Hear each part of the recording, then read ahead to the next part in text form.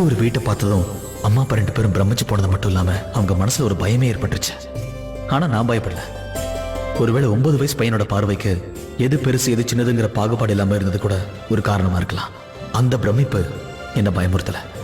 அந்த நிமிஷம் இவ்வளவு பெரிய வீடு எனக்கு சொந்தமாகும்னு எனக்கு தெரியாது.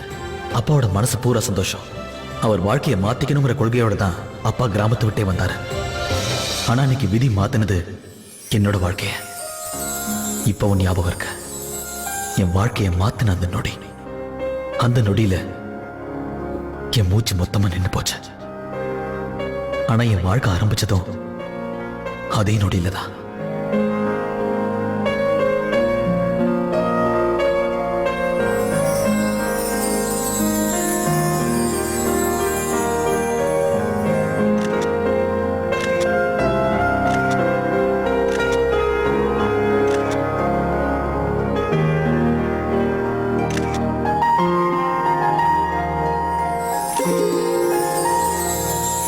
முதல் தடவையா நான் அழுக்கா இருக்கேன்றதை உணர்ந்தேன். முதல் முறையா தாழ்வு மனப்பான்மையை நான் உணர்றேன்.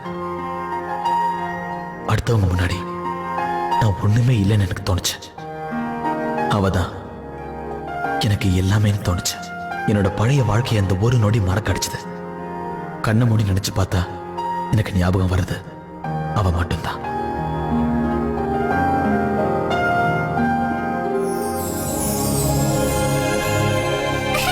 ஷாலினி நில்லு, ஓடாத ஷாலினி.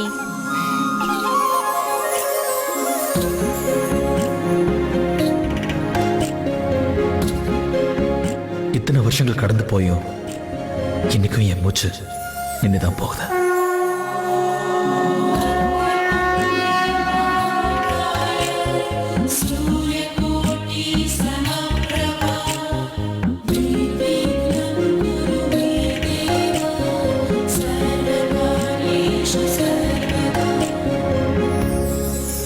அட நீயாப்பா, இப்பதான் வந்தியா?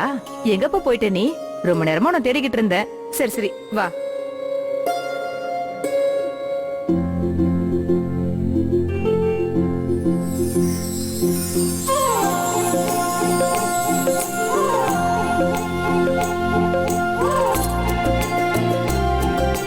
இன்னைக்கும் என்னோட மூச்சை உனக்கு அர்ப்பணிக்கிறேன்.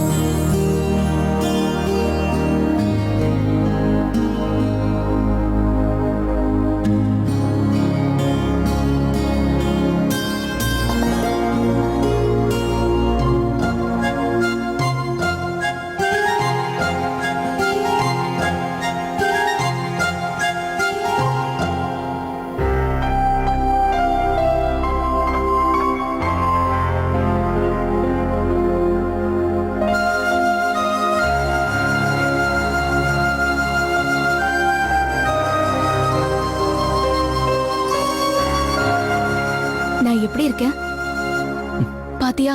கல்யாணமே ஆக போகுது. என்னால நம்பவே முடியல. என்னாலையும் தான் நம்பவே முடியல. என் மனசுக்குள்ள பாரு ரவி, ஆம்பளைங்க ஒண்ணு வீட்டு விட்டு வெளியே போறது இல்லையே. நாங்க பொண்ணுங்க தானே, வேற வீட்டுக்கு போறோம். ஏதோ நேத்துதான் சின்ன குழந்தைங்களா இருந்த மாதிரி இருக்கு. அதுக்குள்ள கல்யாணம். எதுக்கு இந்த பயம்? உன் கூட நான் இருக்கேன். அது உண்மைதான். ஆனா இருந்தாலும் இங்க இருக்கிய ஷாலினி. கல்யாண பொண்ணு எங்க? சாந்தி சித்தி. அவ ரெடி ஆகிறதுக்கு எவ்வளவு நேரம் ஆகும்னு உங்களுக்கே தெரியும்ல. பார்த்தா எப்படி தோணுது? ஷாலினிக்கு எனக்கு கல்யாணம் நினைச்சீங்களா? இல்லைங்க. ஆனா என்னைக்கு அவளுக்கு கல்யாணம் ஆகுதோ அன்னைக்கு அதிகமா சந்தோஷப்படுறவனு நான் ஒருத்தனாதான் இருப்பேன். அதிகமா அழறவனு நானாதான் இருப்பேன். என்ன எதுவுமே சொல்லாம இருக்க? நான் பாக்க எப்படி இருக்கேன்? உனக்கு என்ன? எந்த வீட்டுல கல்யாணம் நடக்குதோ அந்த பொண்ணுக்கு ஒருவேளை அக்காவோ தங்கச்சியோ இருந்தா அந்த பொண்ணுங்களை யார் கண்ணிலையும் படாம பாத்துப்பாங்களாம். ஏன்னா கல்யாண பொண்ணோட இவங்க அழகா இருந்தா குழப்பம் வரதானே செய்யும். ஆனா அந்த கவலை உனக்கு தேவையில்லை ஷாலினி. எல்லாரும் கௌரியை மீறி உன்னை பாத்துருவாங்களா? அவன் நைட்டி போட்டு வந்தா கூட உன்னை விட பெட்டரா தான் இருப்பா. கொஞ்சம் நிறுத்தறியா ப்ளீஸ்? கௌரி அக்காவா? கௌரி அக்கா அவ ரொம்ப நல்லவ, ரொம்ப ரொம்ப அழகானவ. எங்க கசின்ஸ்லயே அவ தான் பெஸ்ட். பட் ஹலோ, நானும் ஒண்ணு குறைஞ்சவ இல்ல. ஆஹா. ஹ.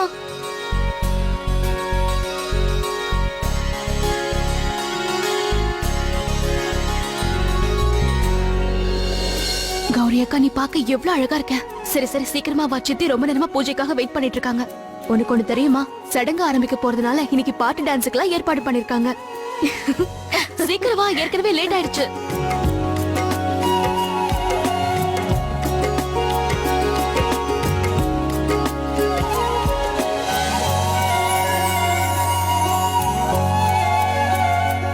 வாங்க, வந்து மனையில உட்காருங்க. இப்படி வந்து உட்காருமா. வணக்கம் ஐயரே. வணக்கம்மா. வணக்கம்.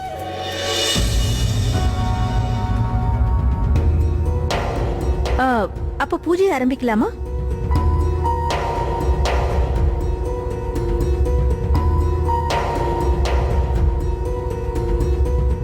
நான் இந்த நோன்பு கயிறை கட்டுறேன். இதை கட்டினதுல இருந்து உங்க கல்யாண சடங்கு ஆரம்பிக்குது. இதை நீங்க கலட்டவே கூடாது. கல்யாணம் முடியற வரைக்கும் நீங்க வீட்டை விட்டு வெளியே போக கூடாது. உங்க வருங்கால கணவரையும் பார்க்க வேண்டாம். ஏமா கௌரி, என்னம்மா இது? பூஜை நேரத்துல கூடவா இந்த மொபைலை வச்சுக்கணும்? கூட எப்படி? நான் வச்சுக்கிறேன் அத. அக்கா போன் என்கிட்ட இருக்கட்டும், நீ பூஜை பண்ணு. சரிம்மா.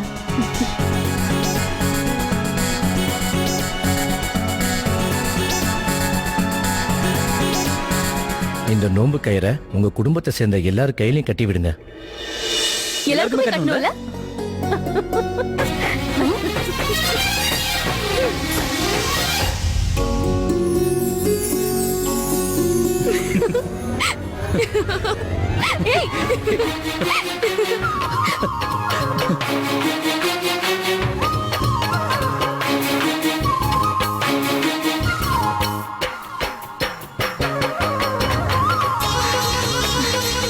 இவ்வளவு மெதுவா ஒண்ணு நீ எப்படி கட்டுவ? நீ எப்படி முதல்ல போய் சேர, நானும் பாக்குறேன்.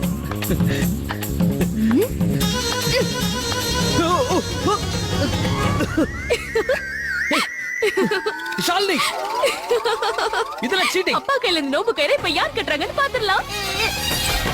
அப்பா, அப்பா, அம்மா, அப்பா எங்க? அப்பாவா? இப்பதானே ரவியோட போன் வந்ததுன்னு அவர் வெளியில போனாரு. சீட்டர். ரவி, போய் சொல்லி அப்பாவை இங்கே வர வச்சிட்டியா? இதெல்லாம் சீட்டிங் போ. மேடம், காதல்லையும் சரி யுத்தத்திலயும் சரி எதுவுமே தப்பு இல்ல தெரியுமா? அதுவும் இது யுத்தமாச்சே. அப்பா, நீங்க எதுக்கு இங்க வந்தீங்க? என்னம்மா நீ? இவன் என்ன போன் பண்ணி இங்க வர வச்சுட்டான். அதுவும் எப்படி?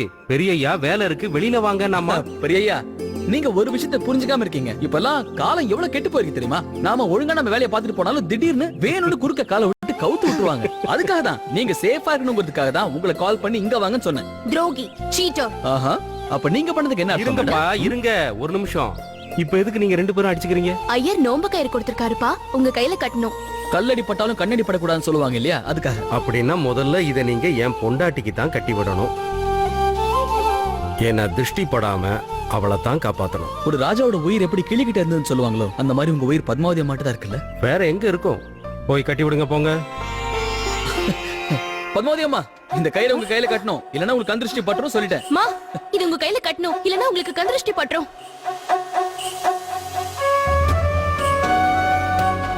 ஏன்? ஏதோ சம்பிரதாயமா? இப்ப இதை என் கையில கட்டிக்கிட்டா அப்புறம் வைரத்தை யார் பாப்பாங்க? என் கையில இருக்கிற இந்த டைமண்ட் பிரேஸ்லெட் கூட உங்க பெரியய்யா தான் எனக்கு கொடுத்தாரு. விலை 9 லட்சம். இதோட அழகு குறையிற மாதிரி வேற எதையும் என் கையில கட்டிக்க மாட்டேன் ப்ளீஸ். அதுக்குள்ள பத்மாவதி அம்மா, இந்த நீங்க வச்சுட்டு போ, நான் அப்புறமா கட்டிக்கிறேன்.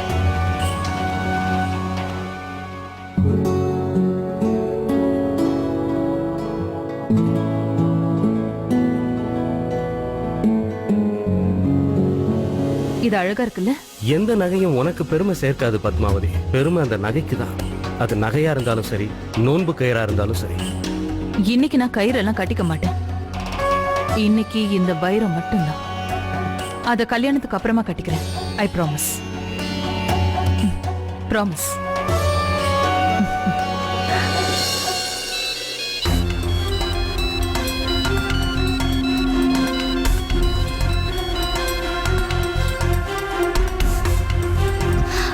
அப்பா ஃபங்க்ஷனுக்கு ஃப்ரெண்ட் வராங்க, கால் பண்ணி அட்ரஸ் கேக்குறாங்க.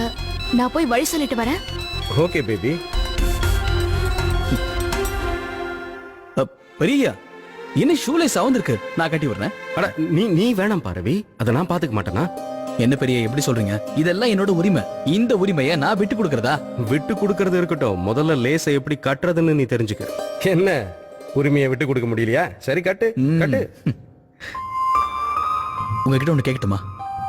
உங்களுக்கு பத்மாவதி அம்மானா ரொம்ப பிடிக்கும்ல? காதலுங்கிறது சாதாரண வார்த்தை. அவ என் உயிர். இன்னும் சொல்லணும்னா உயிருக்கும் மேல. கதைகள்ல எழுதலாம், சினிமாக்கள்ல காட்டலாம். ஆனா அந்த உணர்வுங்கிறது ஒரு சிலருக்கு மட்டும்தான் கிடைக்கும். அந்த உணர்வால மட்டும்தான் இந்த உலகத்துல இருக்கிற எதையுமே மறக்க வைக்க முடியும். ஏன் மன்னிக்க கூட வைக்க முடியும். நீ வேணா பாரு, நீயும் ஒரு நாள் இதே உணர்வுல தவிப்ப. அன்னைக்கு உன் வாழ்க்கையோட அர்த்தம் அவளுக்காக மட்டுமே இருக்கிறதா உணர்வ. அவளுக்காக உயிரையும் கொடுக்க தயாராயிருவ. நாம என்னமோ காதலை அடையிறதா நினைச்சுக்கிட்டு இருப்போம். ஆனா அந்த காதல் இருக்கு, அது நம்மளை அதுக்குள்ள தொலைய வச்சிடும்.